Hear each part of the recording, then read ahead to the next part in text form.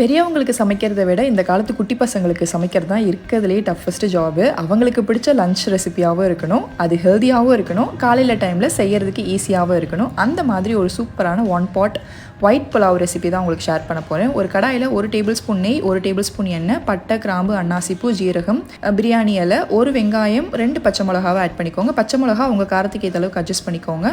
உப்பு சேர்த்து நல்லா வதக்கி விடுங்க. வெங்காயம் லைட்டாக கண்ணாடி பதம் வந்ததுக்கப்புறமா 1 டீஸ்பூன் அளவுக்கு இஞ்சி பூண்டும் சேர்த்துட்டு நல்லா மிக்ஸ் பண்ணி விடுங்க. இஞ்சி பூண்டோட பச்சை வாசனை போனதுக்கப்புறமா நீங்கள் காய்கறிலாம் ஆட் பண்ணிக்கலாம். நான் carrot, beans and potato add பண்ணியிருக்கேன். அது கூடவே 3 ஸ்டாண்ட் அளவுக்கு புதினா இலைகளையும் சேர்த்துட்டு நல்லா வதக்கி விடுங்க. அதுக்கப்புறம் ஒரு 20 மினிட்ஸ்க்கு ஊற வச்சிருந்த பாஸ்மதி அரிசி நான் ஒரு 1/2 கப் ஆட் பண்ணியிருக்கேன்.